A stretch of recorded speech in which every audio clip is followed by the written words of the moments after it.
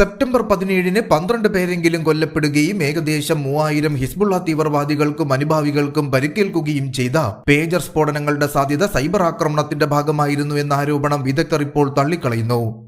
Iran പിന്തുണയുള്ള തീവ്രവാദ സംഘടന ലെബനിലേക്ക് കടത്തിയ 5000 തായ്വാൻ നിർമ്മിത പേജറുകളുടെ ഒരു പുതിയ ബാച്ചിനുള്ളിൽ സ്ഫോടക വസ്തുക്കൾ ഒളിപ്പിച്ചു വെച്ച ഒരു ഇസ്രായേലി ഓപ്പറേഷനാണെന്ന സിദ്ധാന്തത്തെ നിലവിൽ ഈ വിദഗ്ധർ പിന്തുണയ്ക്കുന്നു.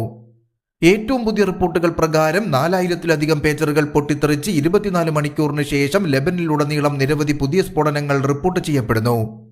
അതായത് ഹിസ്ബുള്ള ഭീകർ ഉപയോഗിച്ചിരുന്ന വാക്കി ടോക്കി VHF സൈറ്റുകളിൽ ഇപ്പോൾ പുതിയ സ്ഫോടനങ്ങൾ നടക്കുന്നു. ഈ റിപ്പോർട്ടുകൾ പ്രകാരം വോക്കി ടോക്കി സ്ഫോടനത്തിൽ മരിച്ചവരുടെ എണ്ണം 9 ഉയർന്നു. ഈ ആഖ്യാനം സത്യമാണെങ്കിൽ ഇസ്രായേലിന്റെ പൂർണ്ണ നിശബ്ദതയുണ്ടായിരുന്നിട്ടും ഈ ഭയാനകമായ എപ്പിസോഡിൽ മറ്റ് 2 രാജ്യങ്ങൾ കൂടി ഉൾപ്പെടുന്നു. അതായത് പൊതുവെ പേജറുകൾ നിർമ്മിക്കുന്ന തായ്വാൻ, ഹിസ്ബുള്ള തീവ്രവാദികൾ പേജറുകൾ വാങ്ങിയ ഹംഗറി എന്നീ രാജ്യങ്ങളാണിവ. എന്നിരുന്നാലും എല്ലാ സാധ്യതകളിലും തായ്വാന് ഹംഗറിയും നേരിട്ട് ഉൾപ്പെട്ടിട്ടില്ല എങ്കിലും സമീപ വർഷങ്ങളിൽ ഇരു രാജ്യങ്ങളിലും ഇസ്രായേലിന് വർദ്ധിച്ചു വരുന്ന പിന്തുണ കണക്കിലെടുക്കുമ്പോൾ അത്തരമൊരു ധാരണ എളുപ്പത്തിൽ ഇല്ലാതാക്കാൻ കഴിയില്ല എന്ന് കരുതപ്പെടുന്നു. ലെബനിൽ ഇറങ്ങുന്നതിന് മുൻപ് ഇസ്രായേൽ ഇന്റലിജൻസിന് ചെറിയ അളവിലുള്ള സ്ഫോടക വസ്തുക്കളും ഒരു ഡിറ്റണേറ്ററും സജ്ജീകരിച്ച് ഈ പേജറുകളെ ഒരു ആയുധമാക്കുന്നത് എളുപ്പമാണെന്ന് വാദിക്കപ്പെടുന്നു. ഗോൾഡ് അപ്പോളോ എന്ന തായ്വാനീസ് കമ്പനിയാണ് ഈ പേജറുകൾ നിർമ്മിച്ചിരിക്കുന്നത്.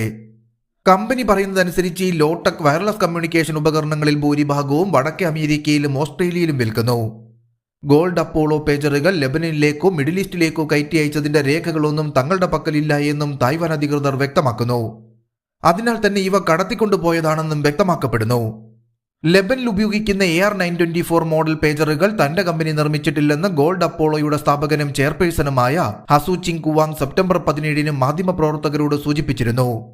എന്നിരുന്നാലും 3 വർഷം മുൻപ് ഗോൾഡ് അപ്പോളോയുമായി ബന്ധം സ്ഥാപിച്ച ബുഡാപെസ്റ്റ് ആസ്ഥാനമായുള്ള BAC കൺസൾട്ടിംഗ് KFT എന്ന യൂറോപ്യൻ വിതരണക്കാരാണ് ഇവ നിർമ്മിച്ചത് എന്ന് അദ്ദേഹം വ്യക്തമാക്കുന്നു.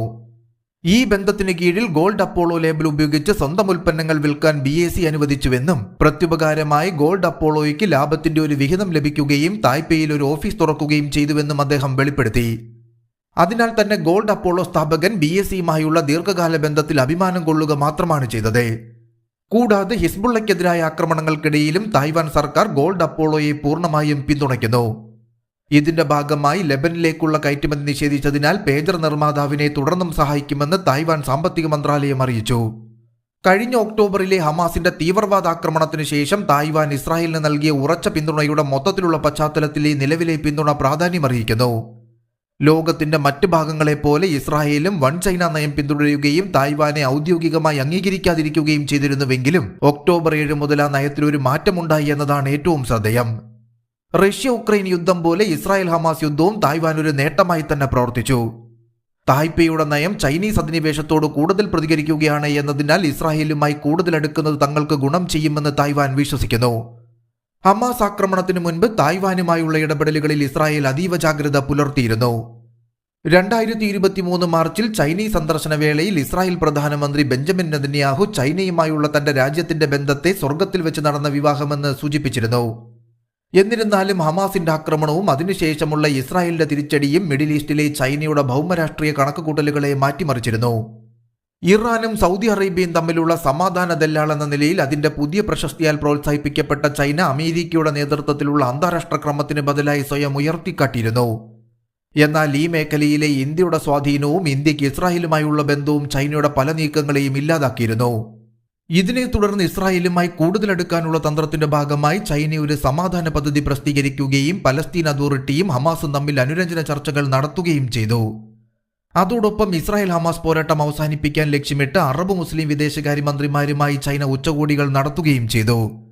എന്നാൽ ഈ ശ്രമങ്ങളെല്ലാം പരാജയമാകുകയും റഷ്യ-ഉക്രൈൻ സംഘർഷത്തിൽ പോലും സമാധാനമുറപ്പിക്കാൻ ഇന്ത്യക്ക് കഴിയുമെന്ന രീതിയിലുള്ള ഇന്ത്യയുടെ വളർച്ചയും ചൈനയ്ക്ക് തിരിച്ചടിയായിരുന്നു.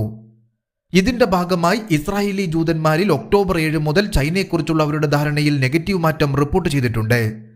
കൂടാതെ ചില സ്വകാര്യ മേഖലാ നേതാക്കൾ ചൈനീസ് കമ്പനികളെ ഇസ്രായേൽ തുറമുഖങ്ങളിൽ പ്രവർത്തിക്കുന്നതിൽ നിന്നും താൽക്കാലികമായി വിലക്കുന്നത് പോലെയുള്ള കൃത്യമായ സാമ്പത്തിക പ്രത്യാഘാതങ്ങൾക്കായി ആവശ്യപ്പെടുകയും ചെയ്യുന്നു.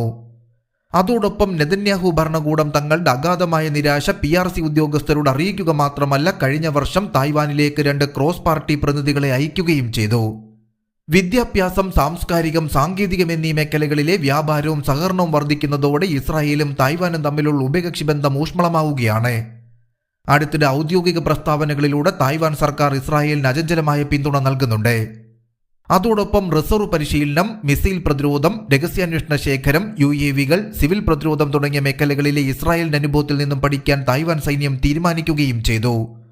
ഇസ്രായേലിനെതിരെയുള്ള ഹമാസിന്റെ ആക്രമണത്തെ തുടർന്ന് സൈനികരെയും അവരുടെ കുടുംബാംഗങ്ങളെയും സഹായിക്കാനും മുനിസിപ്പൽ സേവനങ്ങൾക്ക് ധനസഹായം നൽകാനും തായ്വാൻ ഇസ്രായേലിന് $500 മില്യൺ സംഭാവന നൽകിയിട്ടുണ്ട്.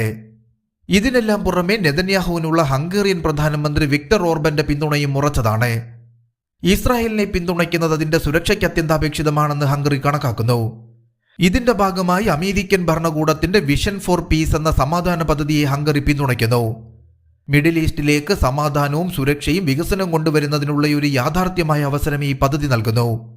Israel, UAE, Bahrain, Sudan, Morocco എന്നിവിടങ്ങളിൽ 2020 നടന്ന സാധാരണവൽക്കരണ പ്രക്രിയയും ഇത് സൂചിപ്പിക്കുന്നു.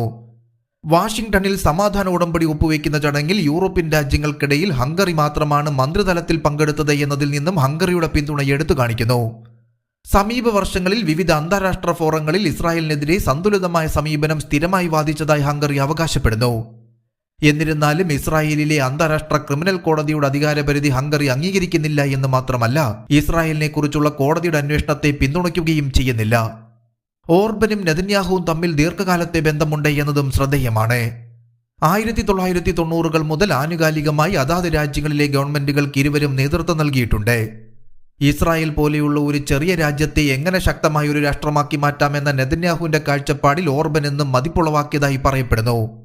ശക്തമായ ഇടതുപക്ഷ തലക്കെട്ടുകൾക്കെതിരെ നിലകൊള്ളാൻ ഇരുവരും ശ്രമിക്കുകയും തങ്ങളുടെ പാർട്ടികളെ മിക്ക സമയത്തും വിജയത്തിലേക്ക് നയിക്കുകയും ചെയ്തു എന്നതും ഇരുവർക്കുമിടയിലെ ഒരു പൊതുവായ രീതിയായി കണക്കാക്കപ്പെടുന്നു. അതോടൊപ്പം ഇരു രാജ്യങ്ങളുടെയും പൊതുശത്രു അമേരിക്കൻ ശതകോടീശ്വരനായ ജോർജ് സോറസ് ആണ് എന്നതാണ് ഏറ്റവും ശ്രദ്ധേയം. തന്റെ NGO-കളുടെ ശൃംഖലകളിലൂടെ സോറസിന്റെ പണം പരോക്ഷമായി ഇസ്രായേലിനെ നശിപ്പിക്കാൻ ശ്രമിക്കുന്ന പലസ്തീനിയൻ സംഘടനകളിലേക്കാണ് പോകുന്നത് എന്ന് നെതന്യാഹു ആരോപിക്കുന്നു. അതേസമയം ജൂതന്മാർ ഗണ്യമായ എണ്ണത്തിലുള്ള തന്റെ മധ്യ യൂറോപ്യൻ രാജ്യത്ത് അദ്ദേഹം സെമറ്റിക് വിരുദ്ധനാണെന്നും ഓർബൻ ആരോപിക്കുന്നു. വാസ്തവത്തിൽ 2018 ഹംഗേറിയൻ തെരഞ്ഞെടുപ്പ് പ്രചരണ വേളയിൽ സോറസുമായി ബന്ധമുള്ള ഒരു NGO-യുമായുള്ള ബന്ധം തുറന്നുകാട്ടി ഓർബന്റെ രാഷ്ട്രീയ എതിരാളിയെ അപകീർത്തിപ്പെടുത്തുന്നതിൽ ഒരു ഇസ്രായേലി സ്വകാര്യ രഹസ്യാന്വേഷണ സ്ഥാപനം പങ്കുവഹിച്ചതായി പറയപ്പെടുന്നു.